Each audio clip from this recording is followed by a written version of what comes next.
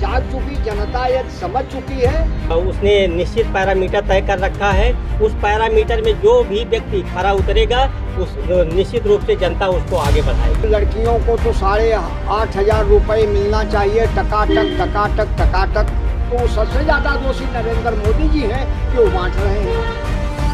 7वें चरण में मतदान होने जा रहा है 1 जून को, तो क्या लगता है आपको कि 7वें चरण में देश की जनता किसके पक्ष में फैसला सुनाएगी?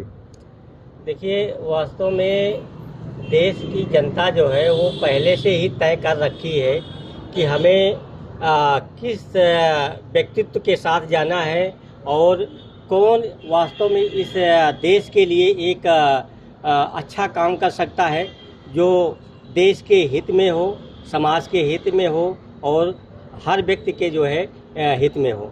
और उसके लिए जनता ने बहुत चिंतन मंथन किया है और वो एक जो है अपना एक लक्ष्य तो उसने तय कर रखा है कि हमें अपने समाज को और अपने देश को किस ऊंचाई तक ले जाना है। उसके लिए केवल एक नेतृत्व तय करना है और वो भी उसका एक जो है एक उसने निश्चित पैरामीटर तय कर रखा है। उस पैरामीटर में जो भी व्यक्ति खरा उतरेगा उस निश्चित रूप से जनता उसको आगे बढ़ाएगी।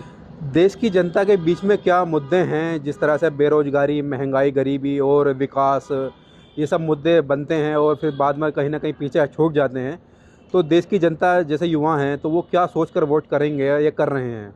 देखिए, ये सब मुद्दे आज के नहीं हैं या ऐसा भी नहीं है कि कभी जो है ये मुद्दे पूरी तरीके से ख़त्म हो जाएंगे। ये मुद्दे बराबर जनता के बीच में रहते हैं, उसका समाधान जो है होता रहता है। हाँ, ये ज़रूर है कि इसका समाधान और त्वरित गति से होना चाहिए।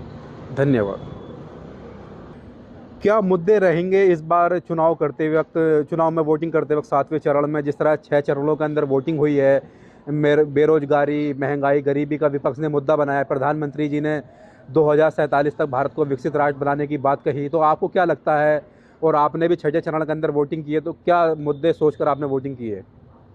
हमारा जो मुद्दा रहा 2014 में जब आए तो आशा और विश्वास लेके आए, 19 में आए तो विकास की बात किया। अब जो ये कह रहे हैं गारंटी, तो भैया मैं तो सीधे सीधे कह रहा हूँ कि यदि गारंटी की बात है तो तमाम लोग तमाम अपने स्तर से अपनी अपनी आवाज़ को दे रहे हैं। तो भैया लड़कियों को तो 8,500 रुपये मिलना चाहिए, टकाटक टकाटक टकाटक।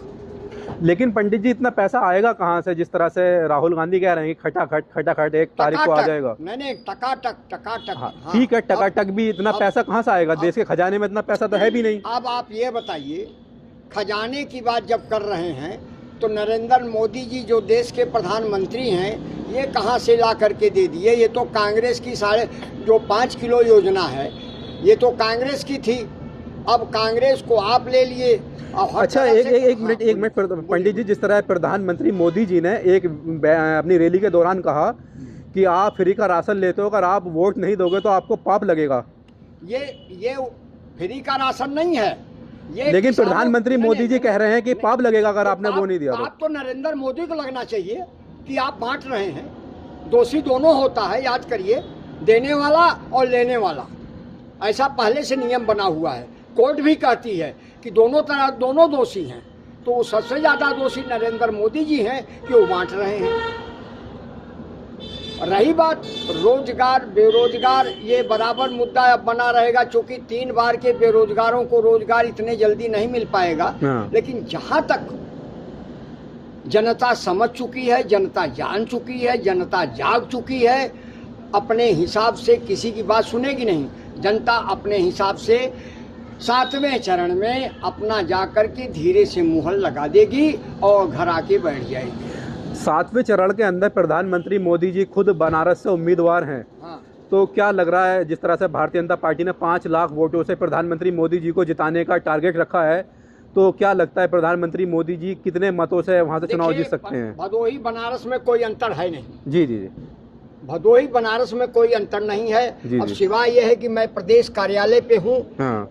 उससे जो हमारा अपना लगाव लोगों से है, जनता से है, जब बीच में है। अब वो 5 लाख नहीं होगा। हाँ, ये है कि अंतर बहुत कम आएगा। मतलब प्रधानमंत्री मोदी जी चुनाव जीत जाएंगे पुनः तीसरी बार बनारस से? मैं ये नहीं कह रहा हूँ जी, मैं ये कह रहा हूँ कि अंतर कम रहेगा चाहे जो जीते। अंतर कम रहेगा, मतलब 40,000 50,000 के बीच रहेगा? 50 या 1 बस इतना रहेगा। हाँ, अजय राय जी के भी जीत सकते हैं जैसा आप बता? बिल्कुल जीत सकते हैं। बिल्कुल जीत सकते हैं। जनता के ऊपर है, जनता के ऊपर। हाँ, जनता के ऊपर है। जनता यदि जाग चुकी, जनता यदि समझ चुकी है तो 2-2 3-3 बार हमारे देश के प्रधानमंत्री को बनारस के लोगों ने देखा। हम तो साफ साफ कह रहे हैं कि गुजराती बनारस में आकर के बनारसियों ने गुजराती को चाय पिलाया और ऐसा चाय पिलाया कि वो आकर के यहाँ बन बैठा। अभी चुनाव के दौरान छठे चरण में भदोही भी आए थे माननीय प्रधानमंत्री जी। इन्होंने कहा था हमारा भदोही घर है। तो मैं भदोही में बहुत जगह खोजा, कहीं इनका घर मिला नहीं। बीजेपी वाले भी नहीं बताए कि हाँ मेरे यहाँ रहते हैं, मेरे यहाँ वोटर हैं। अरे वो तो पूरे देश को ही अपना घर मानते हैं, परिवार मानते हैं, देश के देशवासियों को। कहाँ परिवार मानते हैं? देश को परिवार मानते तो ये बेरोजगार और युवा और ये दिक्कतें कहाँ से आती? अभी आप ही कह रहे हैं ना कि वो 5,000 दे रहा हूँ, पापी की बात कर रहे हैं। तो लेने वाला भी दोषी है, देने वाला भी दोषी है। ठीक, धन्यवाद आपका बहुत बहुत।